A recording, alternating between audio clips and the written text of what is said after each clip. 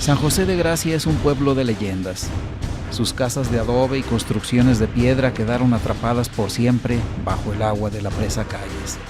Y con ellas se quedaron sus historias no contadas, como las que nos hablan de la estancia en este lugar del padre de la patria, quien por fin pudo descansar después de un largo trayecto desde Puente de Calderón a través del cañón de Juchipila para llegar a Calvillo y luego internarse por la parte baja de la Sierra Fría hasta el pueblo mítico de San José de Gracia.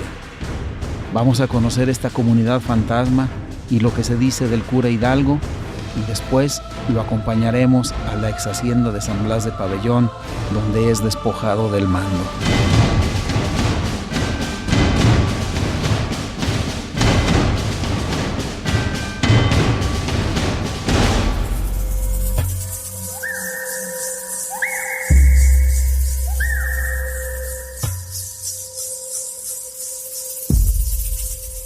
El pueblo viejo de San José de Gracia existe solamente en fotografías y en el recuerdo de los antiguos.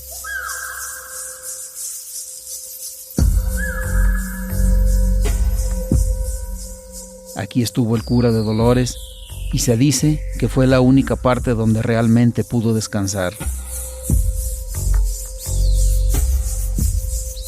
Allí, bajo el agua, está todavía el puente por donde entró el Libertador y los restos del templo donde le dieron hospedaje. Don Pedro Rodríguez Ventura, portador de la tradición oral, nos muestra las fotografías del pueblo viejo guardadas en el Museo Comunitario de San José de Gracia. Este puente se dice en la historia que cuando pasó el cura Hidalgo andaban construyendo en 1811. Pero de alguna manera ya pasó por ahí él. Sí, aquí pasó el cura Hidalgo. Y ya debe haber pasado enseguida por la calle Hidalgo. ¿Esta foto corresponde a qué calle? Calle Hidalgo. Por aquí está el puente. Aquí fue donde pasó el cura Hidalgo. Por esta calle llega. ¿De dónde venía? Pues al llegar aquí pasó por el Potrero López, llegó a la Presa El Alto y llegó aquí a San José de Gracia. A San José de Gracia.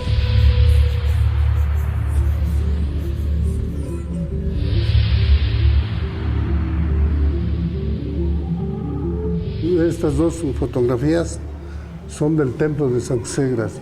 Y aquí estuvo hospedado el cura Hidalgo. En este templo, hoy destruido por el tiempo y la acción del agua, el cura Hidalgo fue recibido por el sacerdote del lugar. Aquí fue recibido por el cura Cervantes. Oiga, don Pedro, ¿hay alguna referencia, ya sea escrita o por pláticas, que nos diga cuánto tiempo estuvo en San José de Gracia? 5 días. 5 días. 5 días estuvo el cura Hidalgo.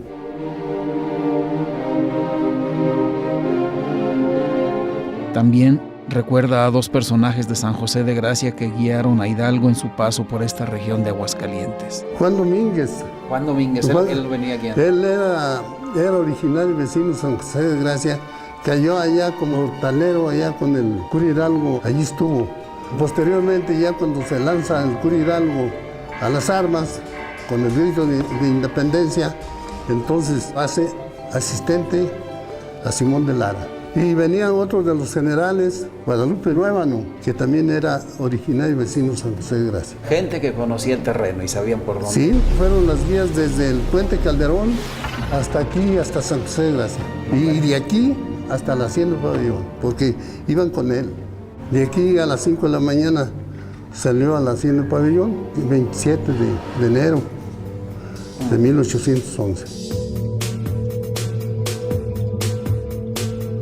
Luego nos llevó a conocer algunos aspectos del Museo de San José de Gracia, donde se exhiben las vestimentas que usaba la gente en aquellos tiempos. Así vestíamos, mi pechera, mi pantalón de pechera, mi capote y mi sombrero ancho.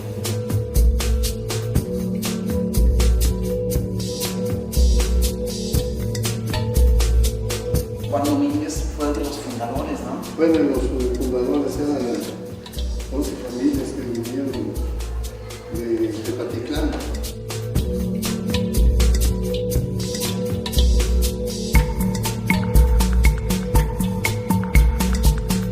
Este es el primer comisaría Hidalgo, no es que lo mataron los cristeros.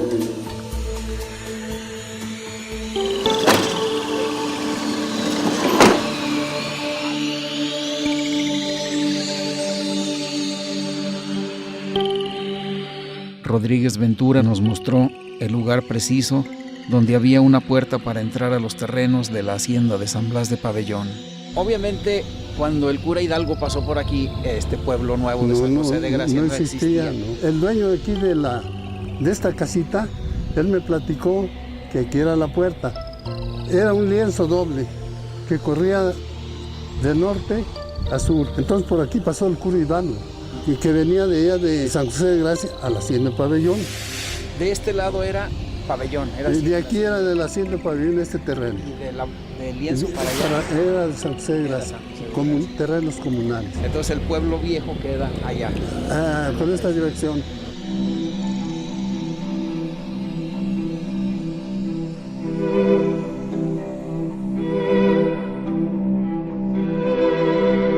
Desde la orilla de la presa, don Pedro nos muestra el lugar donde quedó el pueblo viejo de San José de Gracia.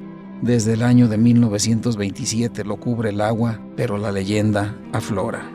Aquí en la presa estaba el pueblo. Más o menos aquí pasaba el camino a pegar a la puerta, allí donde estuvimos ahorita. Y entonces el camino venía de allá. El cura Hidalgo partieron allí del pueblo San José de Gracia, donde estaba la iglesia. Nomás que con la construcción de la presa se cayó la iglesia también. Bueno, el 46 secaron la presa. Y por eso yo conocí que de ahí para abajo, ahí están las barrancas, y para acá no. Es cuestión de un arroyo, hay nada más. Aquí así, de derecho. De donde está el Cristo Roto, a viento sur, ahí viene la barranca que alimenta la presa. Viene el río Prieto, el río Blanco y todas estas barrancas que vienen de acá de los bienes comunales.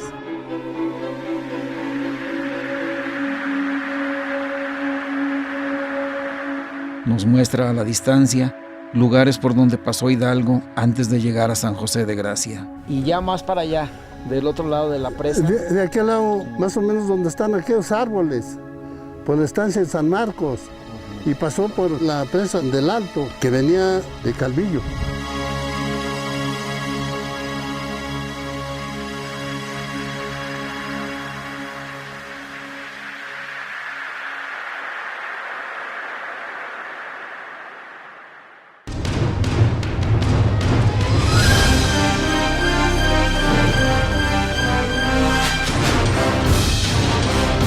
Decidimos ir en lancha a ubicarnos en el lugar preciso donde estaba el pueblo viejo de San José de Gracia.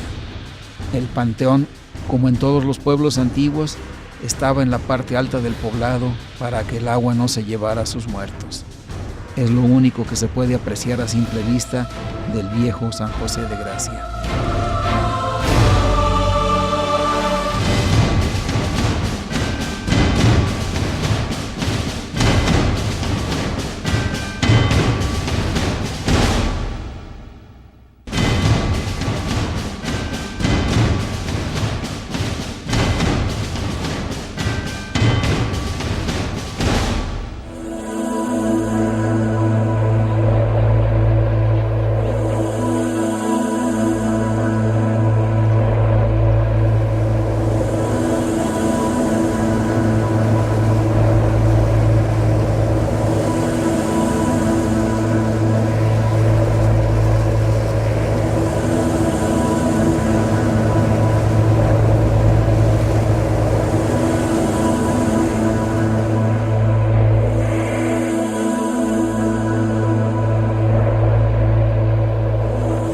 Y el panteón era ahí, mire, donde está toda esa huizachera, porque subió el agua ahí, en la mesita, ahí era el panteón, de 1712, el panteón. Ahorita estamos pasando por arriba del pueblo. Ya estamos pasando, ya de aquí ya era el pueblo.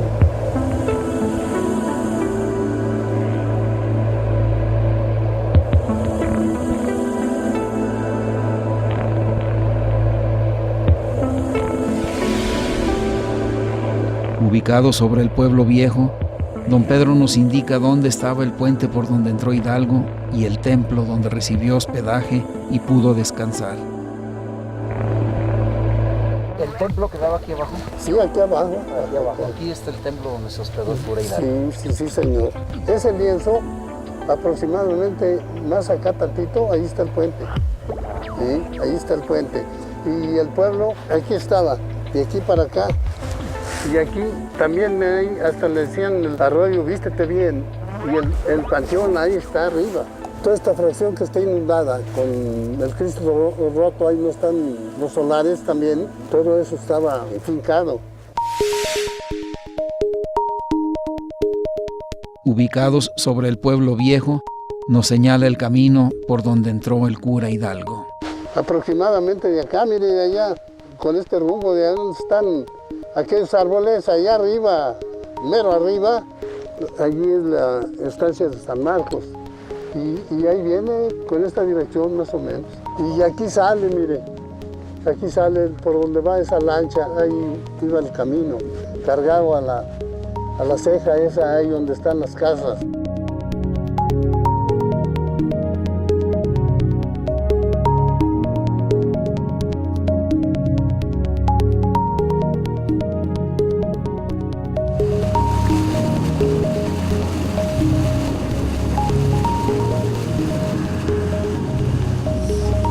De regreso al pueblo nuevo de San José de Gracia, un ave volaba delante de nosotros como si nos guiara.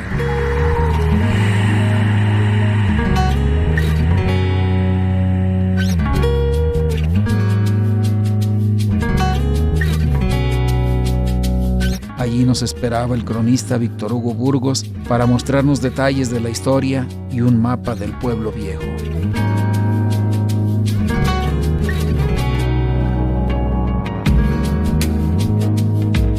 Cuéntanos, ¿qué has encontrado en tu búsqueda del paso del cura Hidalgo por aquí? Pues hemos encontrado aún muy poco, documentos no existen. Hay la referencia de un escrito que se dejó en un libro de la parroquia, que escribió posiblemente el párroco después de la visita del cura Hidalgo, o uno de sus ayudantes, que es una de las teorías que tenemos. No lo hemos podido localizar todavía el escrito. Lo que se sabe es que en San José de Gracia fue el único lugar donde se detuvo el cura Hidalgo a descansar. El documento ese nos narra que estuvo por varios días en San José de Gracia. ¿Se tiene algún indicio, algún dato de qué hizo en esos días aquí? Pues se dedicó a descansar. Pues creemos que mandó sus últimas órdenes desde aquí, desde San José de Gracia. Gira sus órdenes para que se encuentren en la hacienda de Pabellón.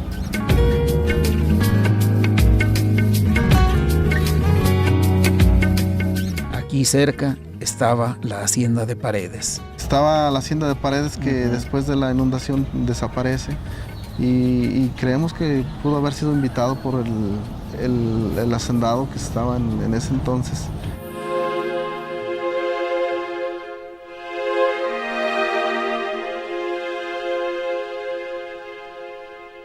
Víctor Hugo, Sí. ¿Qué hay de una casulla que se dice por ahí que el cura dejó aquí? Él usó esa casulla, duró muchos años en San José de Gracia, casi los 100 años, porque el párroco que la regala, se la regala a un señor obispo muy amigo de Porfirio Díaz, y el señor obispo a su vez se la regala al general Porfirio Díaz.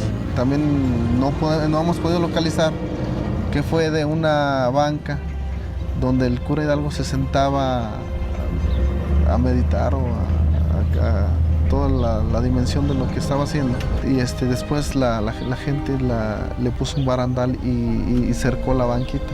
Y algunas otras cosas sí se pudieron rescatar, pero esa banca definitivamente no.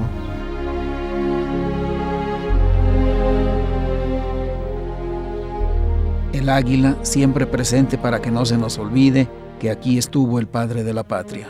Esta águila que tenemos aquí es el águila que se ha venido colocando en todos los sitios. A nosotros mismos nos recuerda que por aquí pasó, y ese es el distintivo para que no se nos olvide.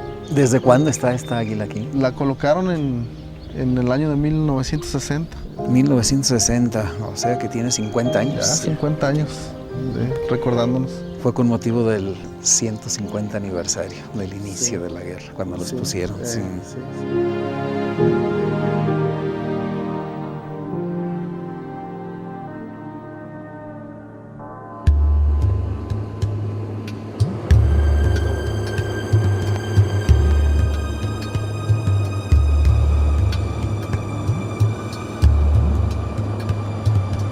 Con Pedro Rodríguez Ventura y Víctor Hugo Burgos nos dirigimos al camino que conduce a la ex hacienda de San Blas de Pabellón, donde Hidalgo tenía una cita con su destino.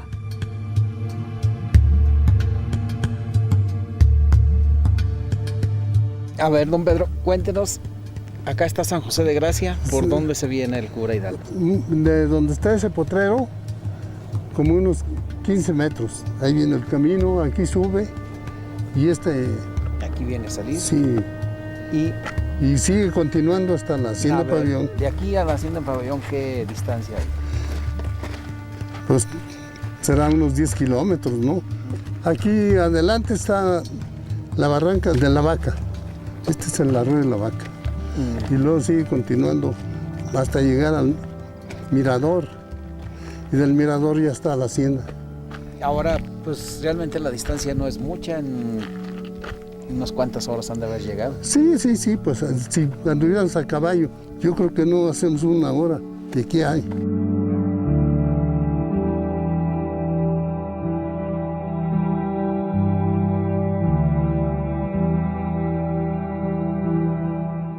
Entonces, ya aquí, pues prácticamente es la última etapa del cura Hidalgo como jefe.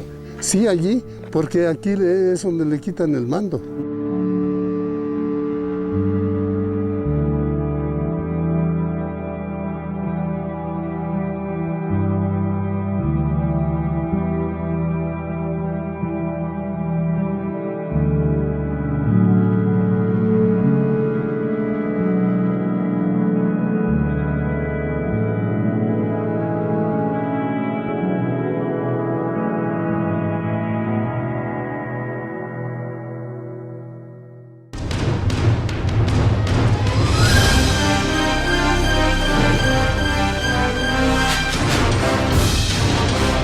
Aquí terminan los días de gloria del padre de la patria. Ya no estaba lejos del lugar donde lo esperaba Ignacio Allende para destituirlo. Nuestro viaje seguiría en la hacienda de San Blas de Pabellón, donde nos aguardaba un inolvidable encuentro con la historia patria.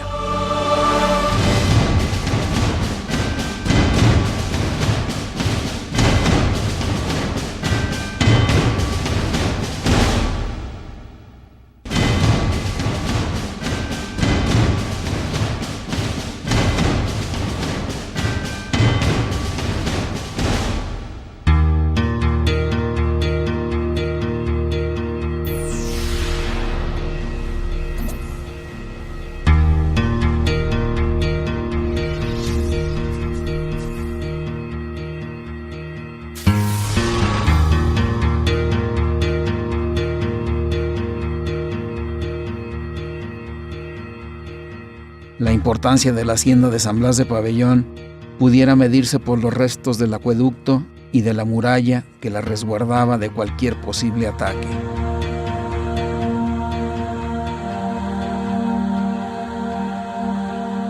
También aquí está la cabeza de águila que nos recuerda al padre de la patria.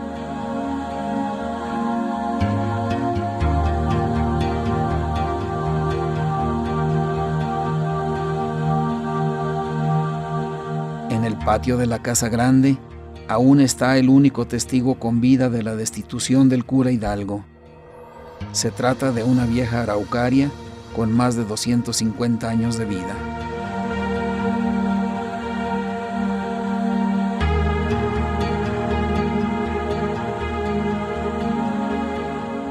Antonio Moreno Esparza es custodio del Museo de la Insurgencia, es decir, la Casa Grande de la Hacienda de San Blas de Pabellón, y como tal, se ha preocupado por conocer esa parte de la historia patria. Él nos muestra el mapa ubicado a la entrada del Museo de la Insurgencia, donde se indica la ruta de Hidalgo por Aguascalientes. Llega de Jalpa a Calvillo, ahí es su ingreso. Yo había pensado que había ido por la parte alta de la Sierra Fría y aquí está marcada la parte baja. ¿Qué comunidades son las que atraviesa para llegar hasta San José de Gracia? Se van por San Tadeo, entonces ahí toman un rumbo hacia Potrero Los López para llegar posteriormente hacia San José de Gracia, el antiguo San José de Gracia. San Tadeo está con rumbo a la labor. A la labor. Entonces no fue por Milpillas. Algunos dicen que fue por Milpillas, ¿verdad? Algunos otros que por ese otro lugar. Yo me voy más por el del lado de abajo, ¿verdad? Como lo dice usted, porque está más accesible y es más fácil llegar hacia San José de Gracia por ese rumbo de Milpillas. Llega a San José de Gracia y es el único lugar en el que se detiene después de la batalla de Puente de Calderón, ¿verdad? Sí, fue un lugar para él de descanso. Y bueno, el día 24 salen rumbo a esta hacienda.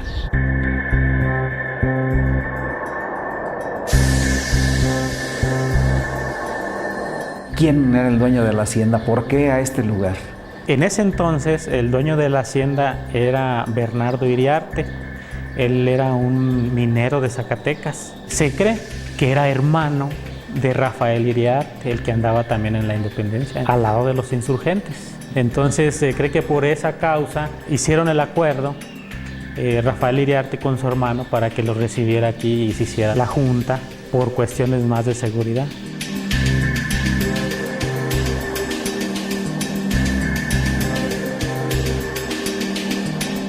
Cuando el cura Hidalgo llega a San Blas de Pabellón, ya estaba el templo. Tal vez la plaza no, pero sí la piedra donde el padre de la patria salía a platicar con los peones de la hacienda. A través de ellos, lograba enterarse de las condiciones de vida en esta región de la Nueva España. Antonio Moreno Esparza nos cuenta la historia de la piedra de molino. A Hidalgo le gustaba platicar con la gente. Para nosotros esta piedra es muy importante porque con el paso del tiempo se ha manejado una historia donde nos cuentan que después de la destitución del padre Hidalgo, salió él de la Casa Grande, muy triste y afligido.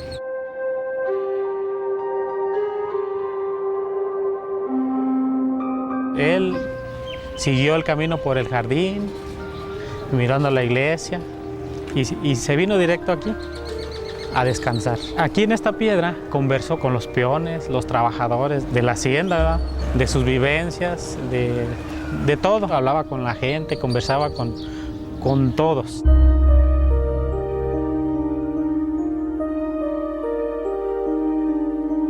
Esta piedra es una piedra negra de molino. En esta se molía el trigo. ¿Y ya para entonces ya nada más estaba aquí como adorno o todavía tenía su uso? Ya no tenía uso. Inclusive si la ve, ya estaba quebrada. Entonces como ya no le servía, entonces la decidieron colocar aquí y nunca se ha quitado.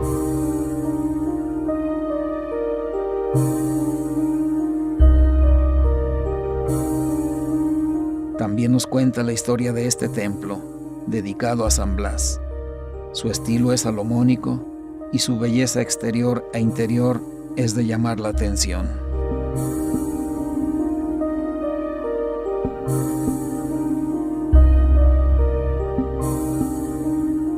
¿Existe la posibilidad de que el cura Hidalgo haya oficiado misa aquí? Pues hay pláticas, relatos, no está documentado, ¿verdad? Que se manejó eso de que él ofició misa aquí. Inclusive que subió al púlpito y se dirigió a los... ¿Este era el original? Sí, es el original. ¿Es el original? Sí, es el original. Mientras nos habla de la posibilidad de que el cura Hidalgo estuviera en este templo, nos cuenta su retablo de belleza imponente. Y siempre ha sido así, este retablo también. Sí, el retablo es original, es un retablo de madera, todo es de madera. Es el único retablo ultrabarroco de aquí, de Aguascalientes. Entonces sí es bien importante pues, para todos los aguascalentenses, ¿verdad? Que tengamos una obra como esta.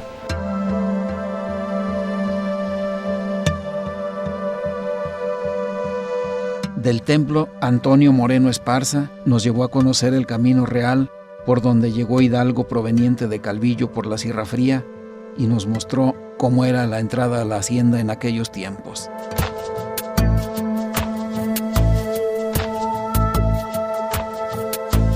Nos dirigimos al Cerro del Pabellón, desde el cual se observa gran parte de lo que era la hacienda de San Blas de Pabellón.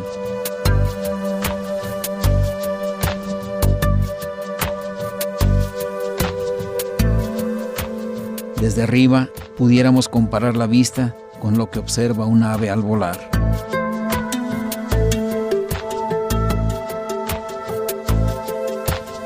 Aquí estamos sobre el Cerro del Pabellón, o el Cerro del Pabelloncito, así lo conocemos aquí en nuestra comunidad. Aquí está la Santa Cruz.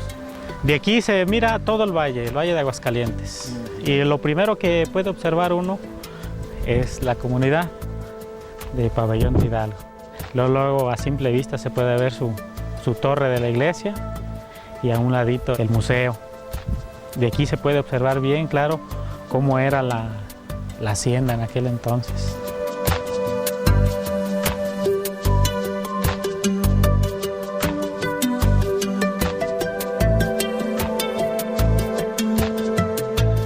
¿Por dónde llega el cura Hidalgo? Llega por este lado, por el lado de la estancia de Mosqueira.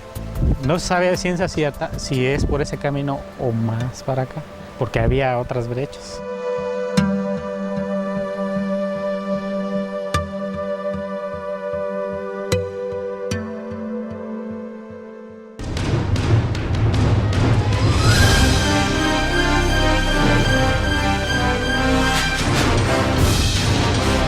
Sobre la Guerra de Independencia aún hay historias no contadas. Al regresar, veremos una aproximación de cómo fue la destitución del cura Miguel Hidalgo, las amenazas, lo que se hizo y se dijo en la reunión de jefes insurgentes.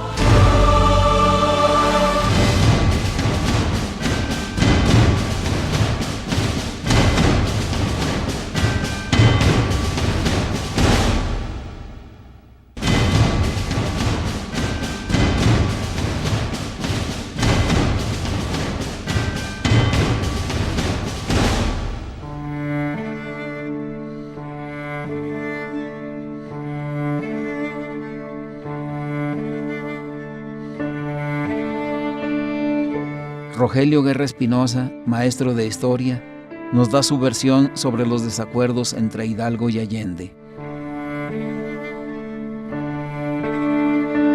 ¿De dónde vienen esas diferencias entre Hidalgo y Allende que van a derivar en esto, en la destitución? Desde la noche del 15 de septiembre, que Hidalgo hace un llamado al pueblo a levantarse en armas, asume el poder, asume el mando, y en ese momento queda supeditado a su mando Allende con sus 600 militares.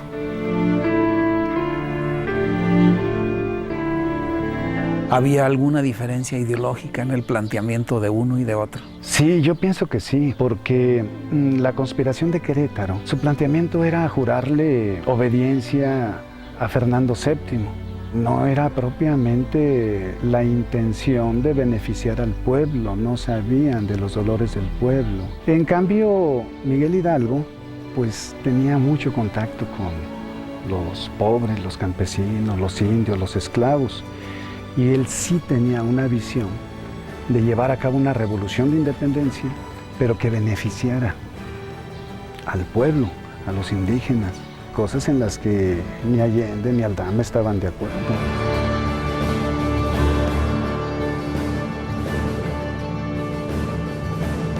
Y ahora ya en la lucha armada, ¿de qué manera se comienzan a reflejar esas diferencias? Inician desde que toman Celaya y allí nombran a Miguel Hidalgo generalísimo, en un nivel jerárquico superior a Allende. Llegan a Guanajuato, toman la Lóndiga y allí había 105 españoles. Las tropas insurgentes los ajustician, los matan. Y entonces Allende pues, le reclama a Hidalgo. Pero Hidalgo sí justifica al pueblo enardecido, porque decía que habían sido muchos años, siglos de opresión, y que pues, ante estas leves pérdidas no era nada comparado con las pérdidas que el pueblo había sufrido durante tantos años de explotación.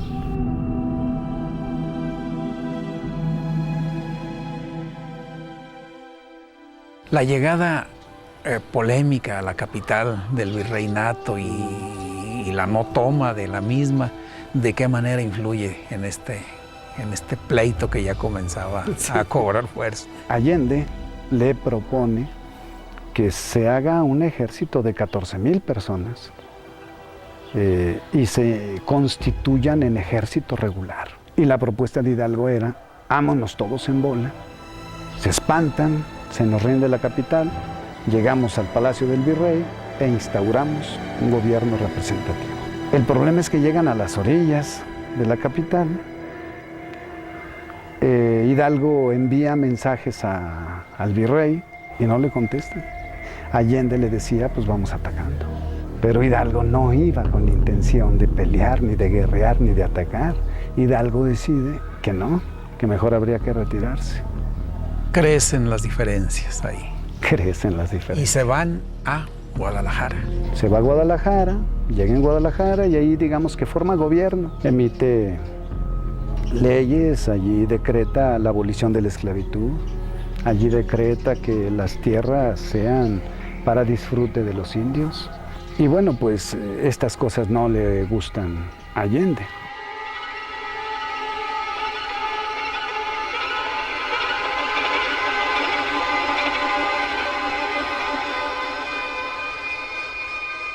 La gota que derrama el vaso es Puente de Calderón. Como tú bien lo dices, la gota que derrama el vaso es cuando Allende le propone profesionalizar un ejército. Como el mando lo tiene Hidalgo, él decide que no, que hay que llamar a toda la gente que quiera unirse y hay que tenderle una emboscada a Calleja en el Puente de Calderón. Y efectivamente, al principio sí empiezan a vencer el factor sorpresa, superioridad numérica. Pero el ejército de Calleja, un ejército pues ya avesado en el combate y además profesional, empieza a causar estragos y se convierte en una derrota definitiva. Allende ubicaba que era por no hacerle caso en cuanto a las cuestiones militares.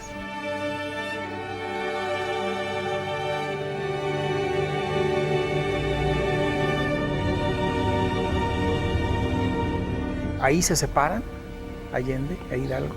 Salieron juntos en huida rumbo a Zacatecas, pero pues a Calvillo llega solo, Hidalgo. Es decir, no se sabe que venga Allende con él.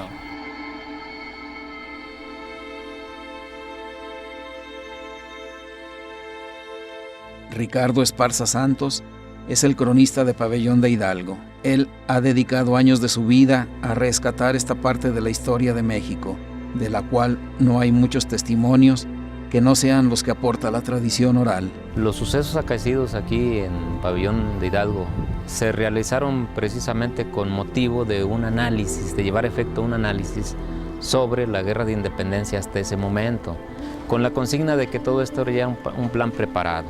Las acusaciones que se derivaron en contra de Hidalgo se basaron fundamentalmente al hecho de que por culpa de él se había perdido la batalla de Puente de Calderón. En virtud de ello, Allende ya tenía preparado todo un plan con el objeto de destituirlo, de quitarle el mando del ejército insurgente.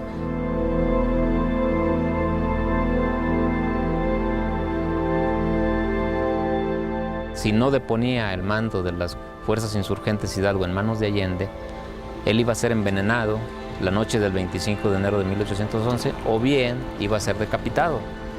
Precisamente el veneno que le iban a dar a Hidalgo lo adquirió Allende en Michoacán y de él compró 3 porciones de ese mortal veneno, una para él, otra para su hijo Indalecio y otra para el general Arias, por en el dado caso de que se requiriera alguna situación de urgencia.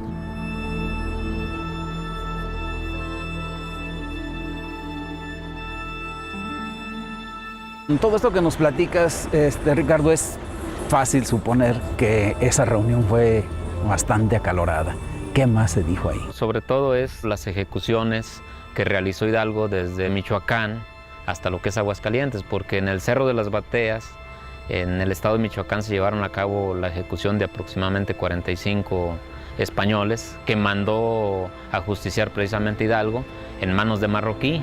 También se acusó seriamente de que Hidalgo había extraído los recursos económicos en Guadalajara, lo cual no es cierto. Hidalgo se viene con 23 personas de Guadalajara hasta el Pabellón de Hidalgo y nada más. No es cierto que lo acompañaron el grueso del ejército insurgente. Él se viene con 23 personas de su absoluta confianza hacia Aguascalientes y lo único que traían como capital económico eran la cantidad de 27 pesos.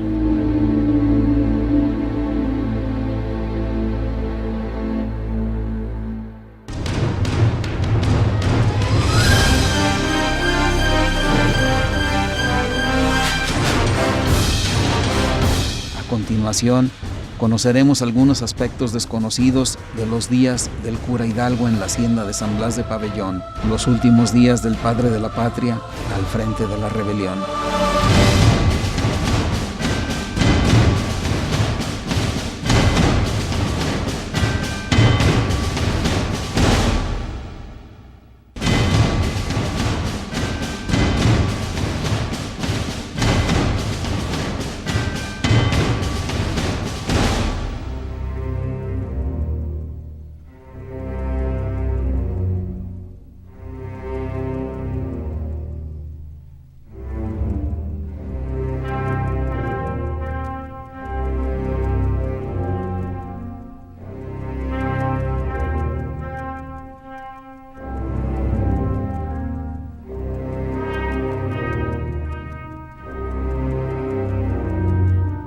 Con Antonio Esparza Moreno platicamos también de lo sucedido en esa reunión de jefes insurgentes. ¿Qué nos puedes platicar de esta sala en la que estamos, que es donde se lleva a cabo esa famosa junta en la cual el cura Hidalgo es destituido? ¿Qué se dijo? Aquí se dijo muchas cosas. La mayor parte de Allende. Allende fue el que habló. Fue el que llevó la voz. Sí, fue el que llevó la voz.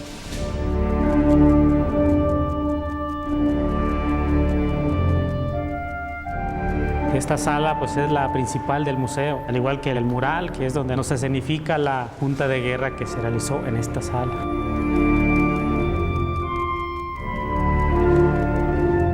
Se puede ver en orden, fue Arias, Abasolo, Hidalgo, Aldama, Allende, el que lo señala. De espaldas está Ignacio López Rayón, está Iriarte y Arroyo.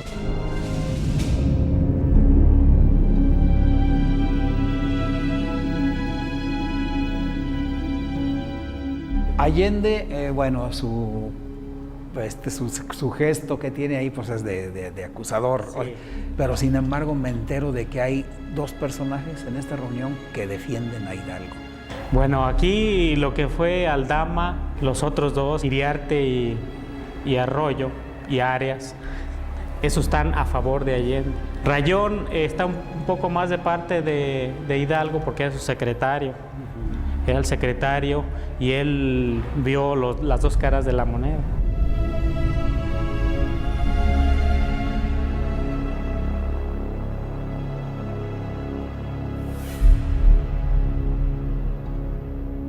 Allende le dice a Hidalgo que hasta aquí llega. Varios autores lo manejan que fue amenazado, inclusive de muerte, por parte de Allende a Hidalgo, que si salía del movimiento era el fin de su vida. Entonces amenazan a Hidalgo, a Abasolo y a Iriarte. A Iriarte por el hecho de que no acudió al auxilio de las fuerzas insurgentes estando él aquí en Aguascalientes. Y el hermano de Hidalgo, a Mariano Hidalgo, era el tesorero, también le quitan el cargo.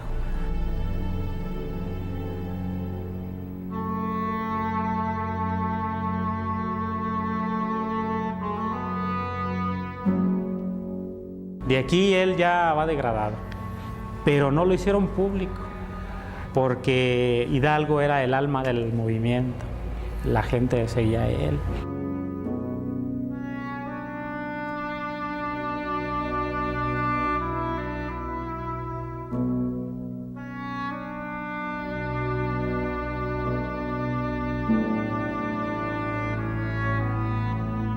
Hidalgo no toma la palabra, no alega algo a su favor. Sí dijo unas palabras, pero no, prácticamente él se quedó callado.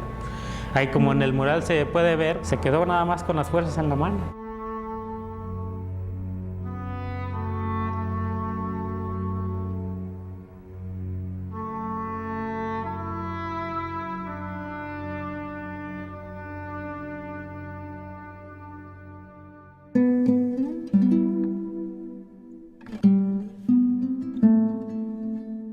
¿Qué sucede después de la destitución de Hidalgo?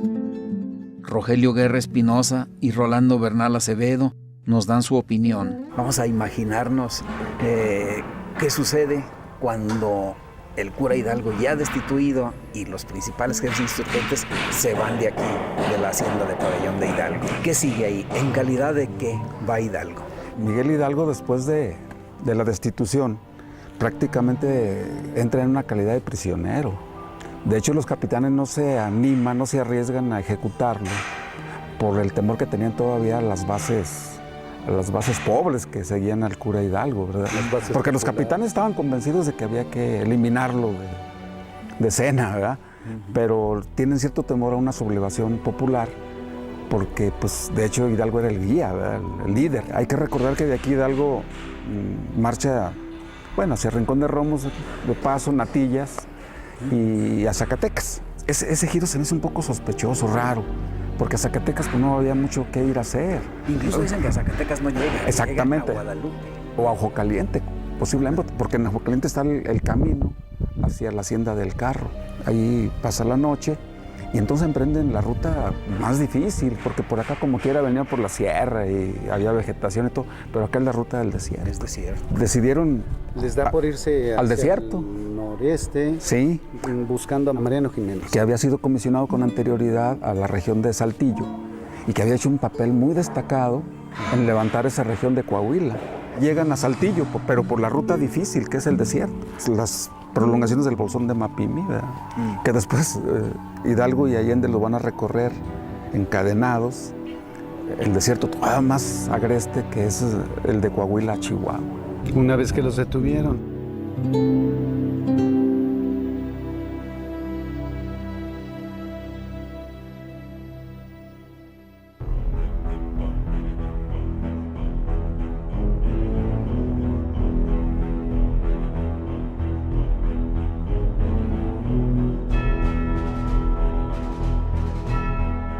Así fue como el equipo de Historias No Contadas realizó un intenso viaje al encuentro con la historia patria para conocer a los héroes como hombres, con sus errores, debilidades y virtudes. Fue un recorrido apasionante que permitió recoger aspectos desconocidos de nuestro pasado. Entrar en los lugares donde se dieron los hechos enriqueció la visión que teníamos sobre la Guerra de Independencia y sus precursores.